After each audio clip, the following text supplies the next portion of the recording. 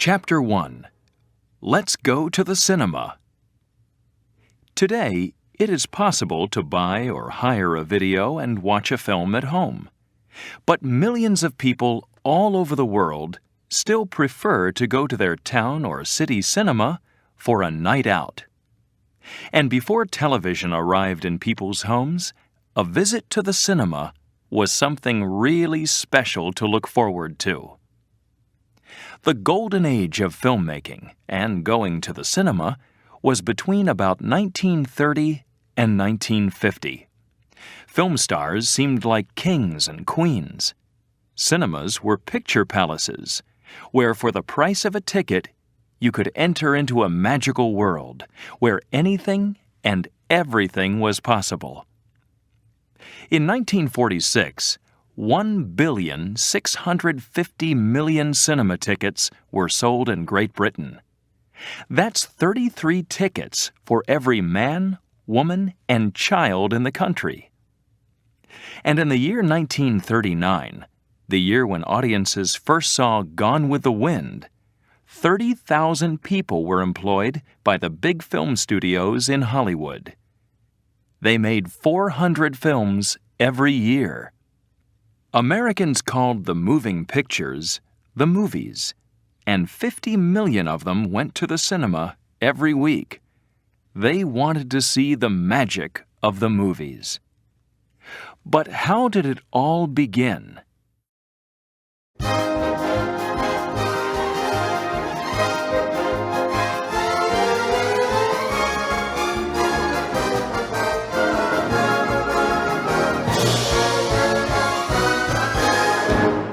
Chapter 2.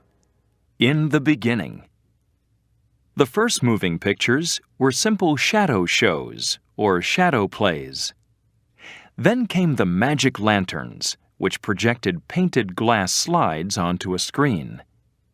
These became very popular in Europe in the 18th century, and lantern showmen traveled from village to village. But in the 1820s, Nicephore Niepce invented photography, and soon photographs were used instead of the much more expensive glass slides. But these were not movies. The pictures did not move. To make moving pictures, it is necessary to take a large number of photographs very quickly, one after the other. Then, when the photographs are projected, the person or animal in the picture appears to move. In 1878, the British photographer Edward Muybridge, who was living in California, fixed 12 cameras beside a racetrack and took pictures of a racehorse very quickly, one after the other. The American inventor, Thomas Edison, watched the work of Muybridge with great interest. Edison had invented the phonograph, an early record player, in 1877. By 1890, William K. L. Dixon, who was working with Edison, had managed to take moving pictures with something called the kinetograph. In 1893, the world's first film studio was built by Edison in West Orange, New Jersey. Actors from Buffalo Bill's Wild West show and Barnum and Bailey's Circus were filmed there. The films were shown in kinetoscope machines. These machines did not project the film onto a screen. They had peepholes that one person at a time could look through. It was the Lumière brothers in France who invented a camera and projector in one, the cinematograph. Now, large audiences could watch projected pictures on a screen. And because films were longer, people were happy to pay more to see them. The Lumière brothers gave the first performance of their cinematograph in Paris in 1895, in a room under the Grand Café, 14 Boulevard des Capucines, on the 28th of December. They borrowed 100 chairs from the café, but only 35 seats were sold at 1 franc each. But it was the world's first film show. Then Edison introduced the Vitascope projector in New York on April 23, 1896. And by the end of that year, films were flickering on screens all over Europe and America. Films were often called flickers or flicks. At first, people did not mind what they watched. It was exciting enough just to be able to see real moving photographs of people and animals.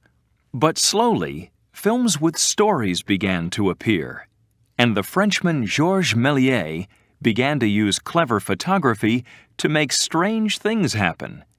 These were some of the first special effects.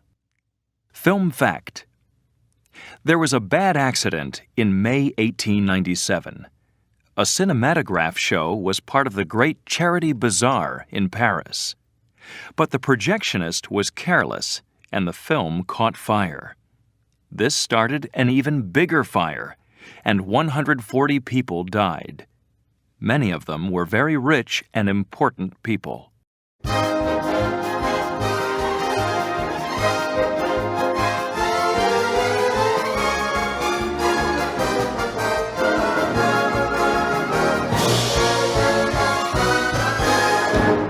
Chapter 3. The Cinema Comes to Hollywood. How did Hollywood begin? A Kansas couple, Harvey and Dadia Wilcox, came to Los Angeles in 1883, when there were just orange and lemon farms in the area. 3 years later, they owned 50 hectares of land, which they called Hollywood. The Wilcoxes sold the land, bit by bit, and the first Hollywood studio was built in 1911 by the Nestor Company.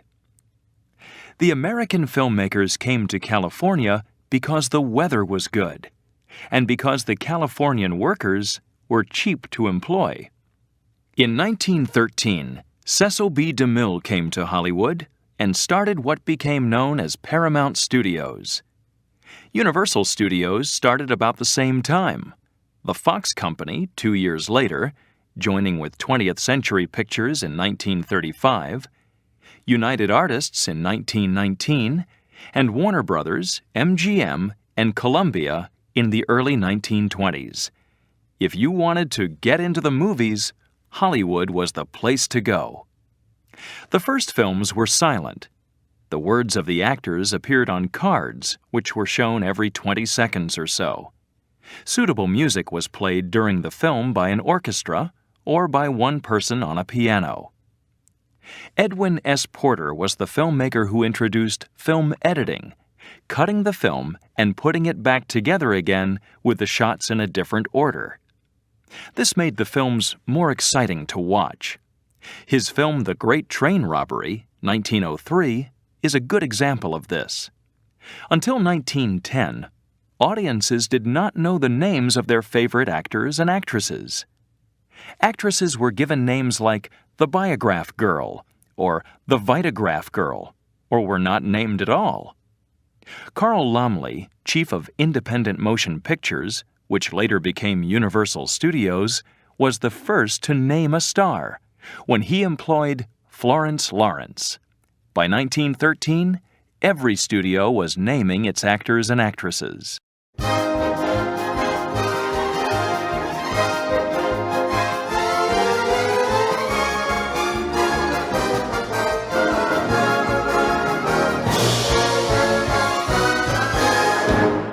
Chapter 4. Famous Faces. Although the first films were silent, during the years after 1910, going to the cinema was becoming more and more popular.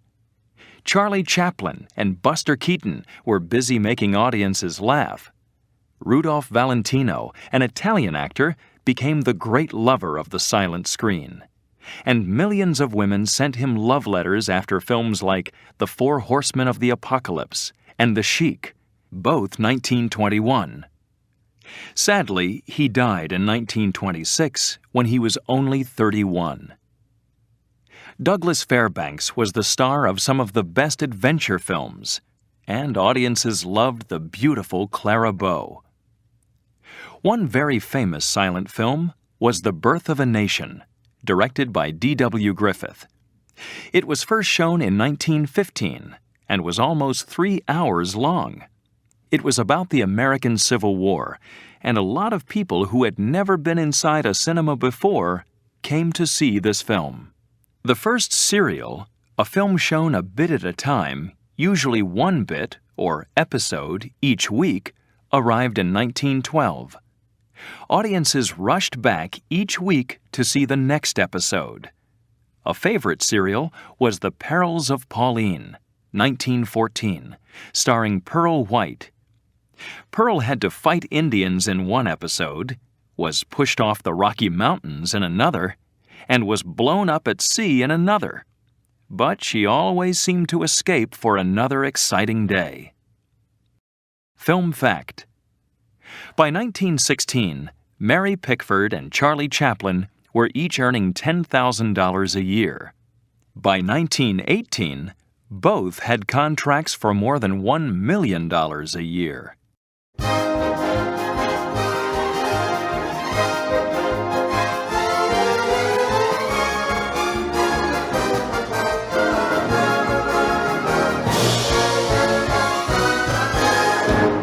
Chapter 5. The Golden Age. The Golden Age of the cinema began with the talkies, when the actors on film were able to talk for the first time. In 1927, at New York's Warner Theater, Al Jolson, the Russian-born Hollywood actor and singer, spoke and sang 6 songs in the Warner Brothers film The Jazz Singer. The first words that he spoke in the film were, "You ain't seen nothing yet." The audiences loved him. At first, there were many problems with talking pictures. Microphones picked up the noises in the studio. Directors had to stop shouting orders to the actors. And the actors had to learn all their words. Some stars of the silent screen could not make the change to talkies. Audiences laughed at their funny voices. But the deep, mysterious voice of silent star Greta Garbo was a great success when she appeared in Anna Christie. The film magazines said, "Garbo talks." She also made it fashionable for women of the time to wear berets. Garbo's career ended in 1942 when she left Hollywood, saying that she would never act again. By 1930, all films were talkies, and many actors and directors moved from the theater into the cinema. Actors like Edward G. Robinson, Spencer Tracy, Humphrey Bogart, Clark Gable, and Bette Davis began to appear on the screen. Musical films began to be popular in the 1930s. Fred Astaire and Ginger Rogers starred in Flying Down to Rio, 1933. This was the first of 9 films which they made together. And then there were the fast-moving crime films of James Cagney, Humphrey Bogart, and Edward G. Robinson. One of the best was The Roaring Twenties. The 1930s also introduced singing cowboys like Roy Rogers and Gene Autry. But it was the film Stagecoach, directed by John Ford in 1939, which made a star of one of Hollywood's most famous cowboys, John Wayne. The year 1939 was when audiences first saw what is now sometimes described as the greatest film ever made, Gone with the Wind, starring Clark Gable and Vivien Leigh. The book appeared in 1936 and sold 1 million in the first 6 months. The film has earned more than $300 million and won 8 Oscars, with the first one ever given to a black actress, Hattie McDaniel, who played the part of Mammy. Film fact: Alfred Hitchcock made the first British talking picture in 1929. It was called Blackmail and was first written as a silent film. Hitchcock quickly added words and sound when he saw how popular talking pictures were becoming.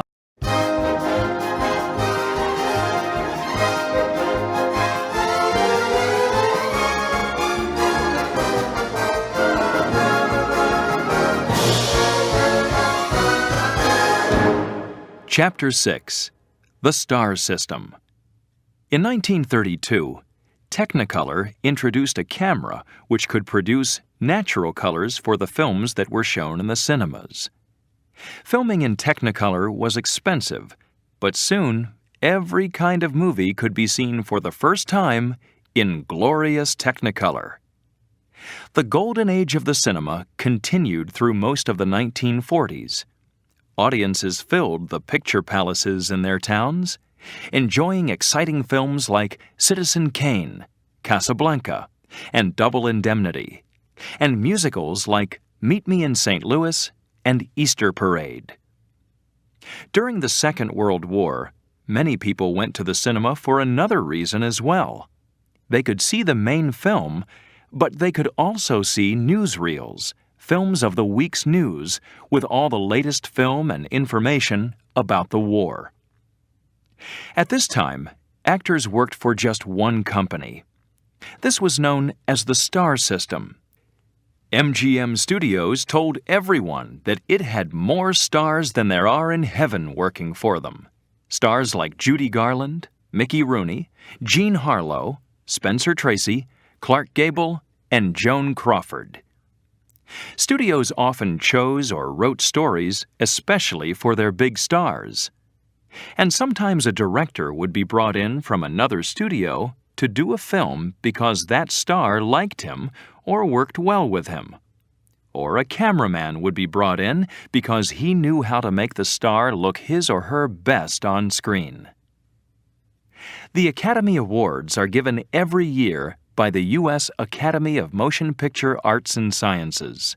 They are called Oscars, and they are supposed to have got their name because they looked like the Uncle Oscar of Margaret Herrick, a lady who worked in the Academy Film Library. The first awards were given in May 1929, and the Oscars were awarded for silent films only. In 1930, the award-giving was broadcast on the radio, and today it is seen on TV by millions of people all over the world. Film fact: one star, Marlon Brando, was paid $2.25 million for 10 days' work on Superman, 1978. He appears on the screen for about 10 minutes in the film.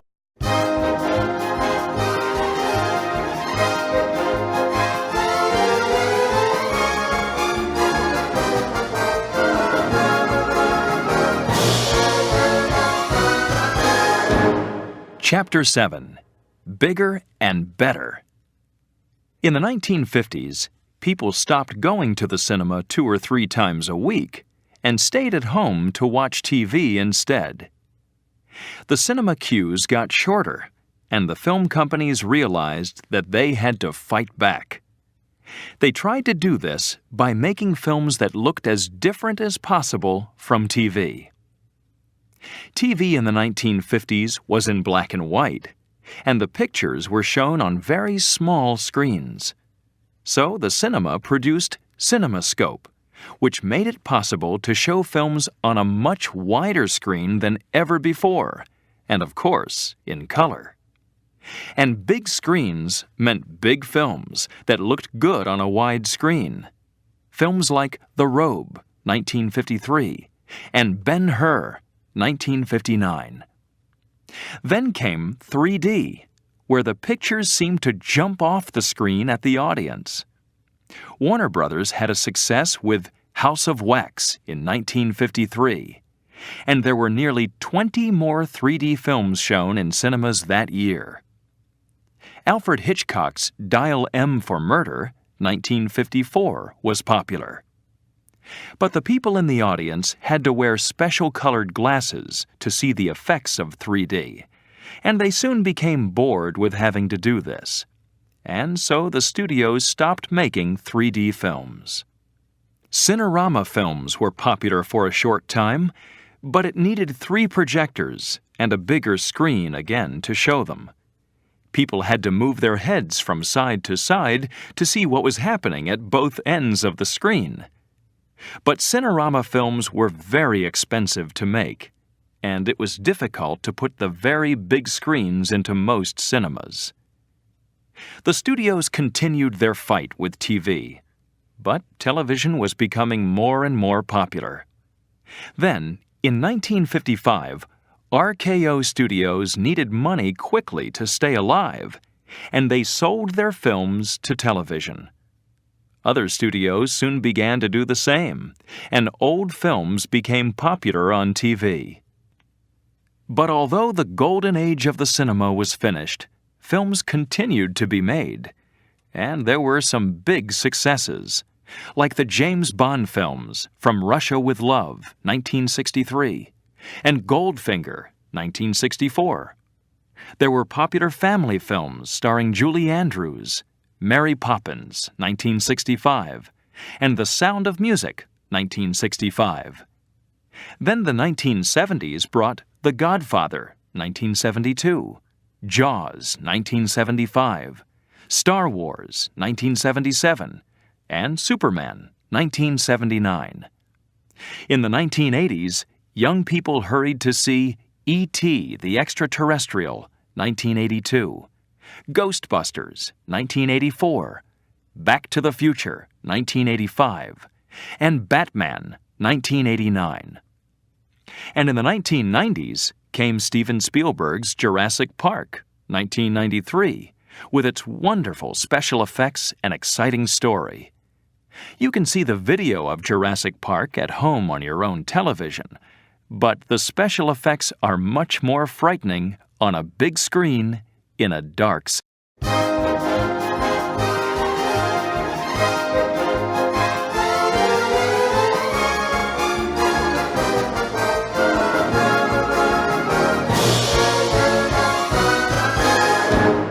Chapter 8. Animation. Mickey Mouse, Tom and Jerry, Popeye, Bugs Bunny.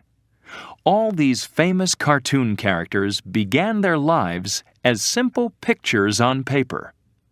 Cartoon characters are painted onto sheets of clear film, called cells, so that the painted background can be seen through the unpainted parts of the cell. Then they are photographed. Each cell will have one picture, and each picture will be a little different to make the characters appear to move when they are projected at 24 pictures every second. The characters must look and sound the same in every film. Everybody recognizes the voice of Bugs Bunny, "What's up, Doc?" spoken by Mel Blanc. Blanc also gave the character the name Bugs. The most famous producer of animated films was Walt Disney. He introduced Mickey Mouse to audiences in 1928 in a black and white cartoon, Plain Crazy. At first, the mouse was called Mortimer, but then the name was changed to Mickey. Disney also produced the first color cartoon, Flowers and Trees, 1932, and the first animated feature film, Snow White and the Seven Dwarfs. More followed: Pinocchio, Fantasia, Dumbo, Bambi, Cinderella, The Sleeping Beauty, 101 Dalmatians, The Jungle Book, Aladdin, The Lion King, Pocahontas, and The Hunchback of Notre Dame. Walt Disney studied at the Kansas City Art Institute. He made animated cartoons for the Kansas City Film Ad Company before going off to Hollywood and starting a company with his brother Roy in 1923. In the film Who Framed Roger Rabbit, 1988, cartoon characters and real actors appear together. Today, more and more animators are using computers instead of employing people to do all the painting. Some animators use marquettes, models, instead of pictures, and bend the model's arms and legs, or change its face to make the character move. Creature Comforts, produced by Aardman Animations, who use models in all their films, won an Oscar for Best Animation.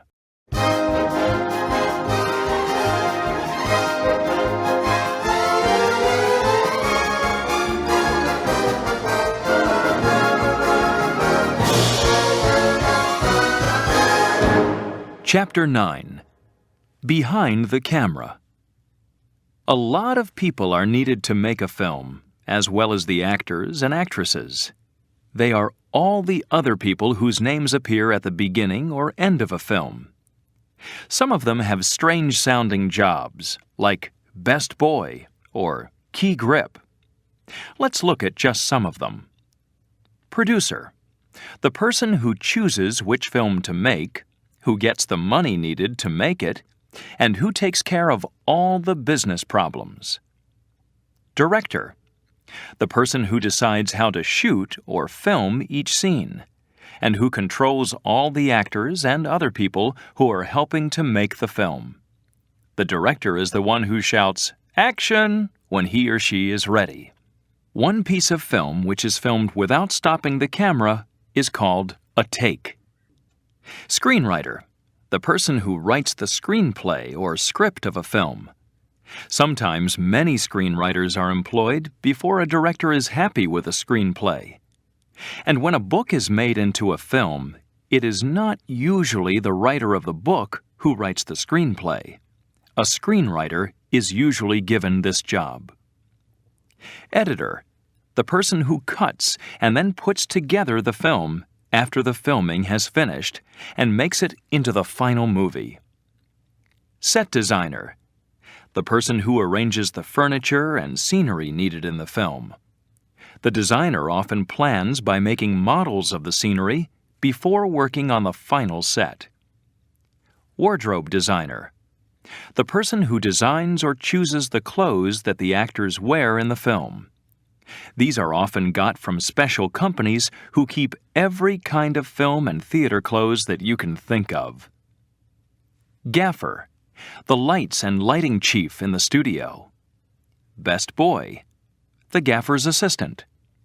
Key grip, the person who moves the camera around. Boom operator, the person who moves the microphone above the heads of the actors when they are speaking. Film facts. In the film Cleopatra, made in 1963, 26,000 costumes were used, but 32,000 were used to make the film Quo Vadis in 1951. Warner Brothers paid $5 million to American writer Tom Wolfe to make the film of his book Bonfire of the Vanities, 1990, starring Tom Hanks, Melanie Griffith, and Bruce Willis.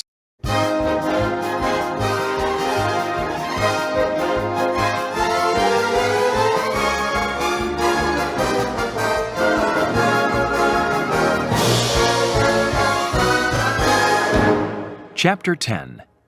Inside or Outside? In the very early years of the cinema, almost all filming was done outside.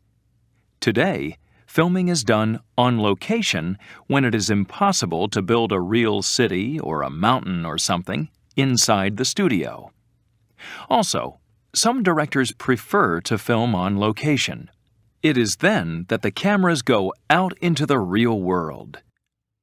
All of some films are shot on location, but others have only short outside scenes to join with the scenes that are shot in the studio. As an example, suppose it is important to show a policeman arriving at an office on Fifth Avenue in New York and meeting a businesswoman inside the building. A location film crew will shoot the policeman getting out of a taxi on Fifth Avenue and walking into the office building. But the scene where he meets the businesswoman in the office will be filmed inside a studio, perhaps days or weeks later. All studios have large stages where the sets are built. One of the biggest in the world is at the British Studios of Pinewood in Buckinghamshire, where one of the stages is 102 meters long. Sets are sometimes used for more than one film, and this was very true for cowboy films that were made in the 1920s and 1930s. Then, a Hollywood studio often made 30 or 40 of them in a year, and the street where the cowboys had their final gunfight often appeared in film after film, with only small changes. Film facts. The largest number of locations used in a Hollywood film was 140, for Around the World in 80 Days, 1956. The largest number of cameras used for a single scene was 48 for the sea battle in the 1925 film of Ben-Hur.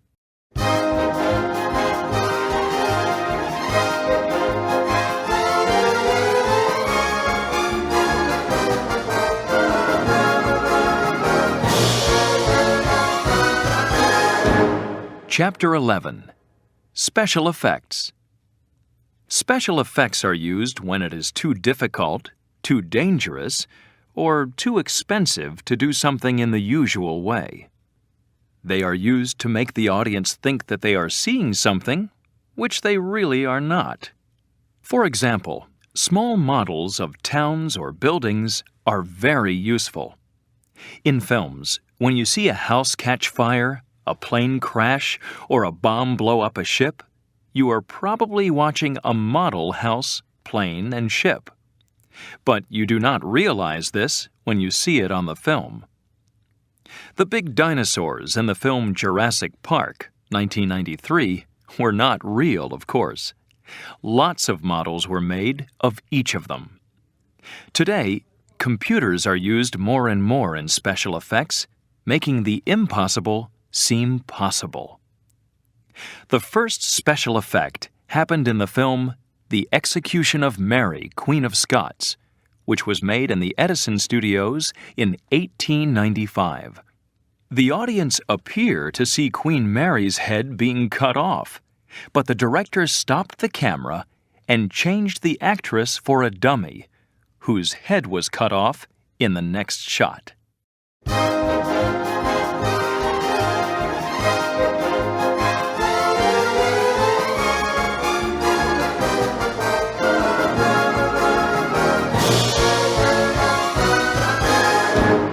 Chapter 12.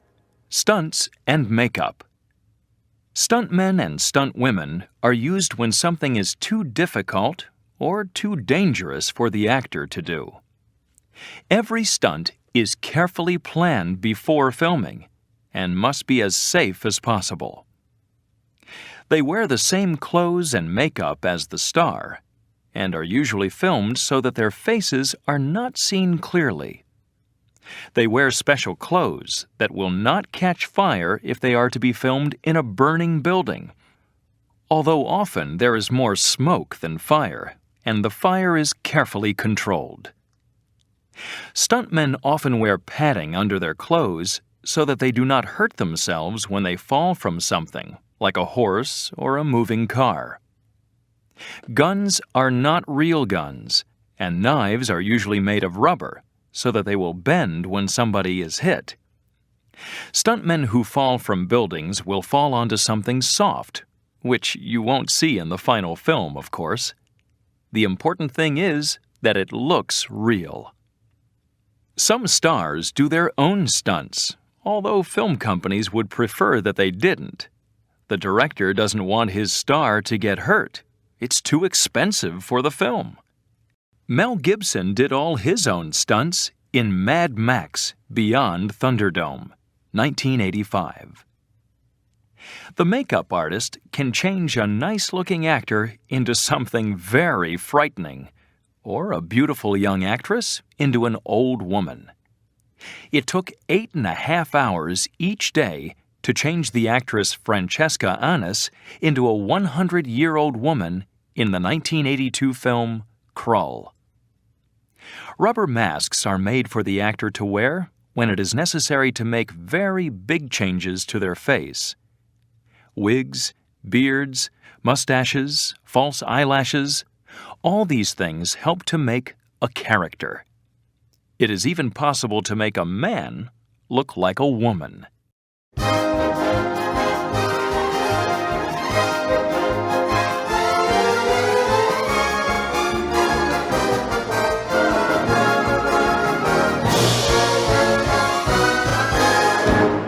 Chapter 13. Picture Palaces. The greatest of all the picture palaces built in the 1920s and 1930s was the Roxy Cinema in New York. It cost $12 million to build and had 6,214 seats.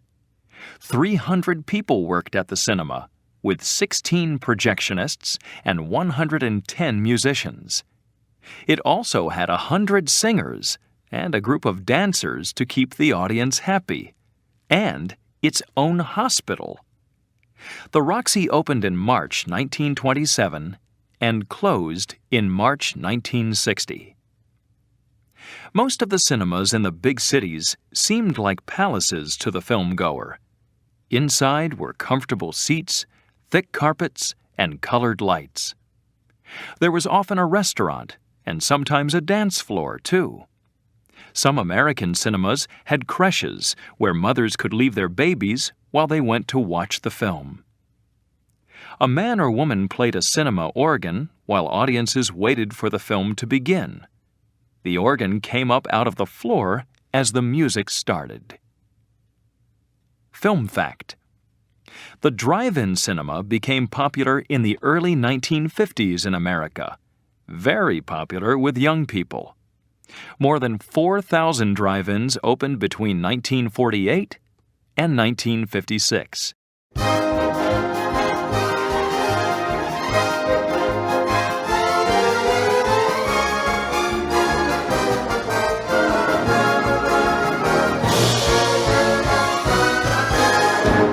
Chapter 14. What happens next? Today, cinema audiences are much smaller and usually younger than the audiences of the Golden Age. Many of the picture palaces are now multi-screen cinemas, with 4 or 5 small cinemas inside one building. Today's films appear on video and then on TV after they have been seen by cinema audiences. But some old films don't look so good on TV. Cowboy films are an example of this. The wonderful scenery in films like How the West Was Won needs a large screen to show it at its best.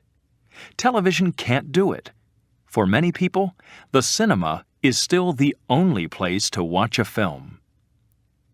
One of the cinema's newest ideas is IMAX projection. A screen 19 meters high and 15 meters wide and excellent sound makes an audience feel that they are really there. IMAX dome theaters have a big 30-meter screen, which puts the audience right in the center of everything that is happening in the film. And with IMAX 3D, people find themselves reaching out to try and touch what they can see. It is so real. There are nearly 150 IMAX theaters in different countries all over the world, and more are being built every year. So this is cinema today. And as Al Jolson said in The Jazz Singer, "You ain't seen nothin' yet."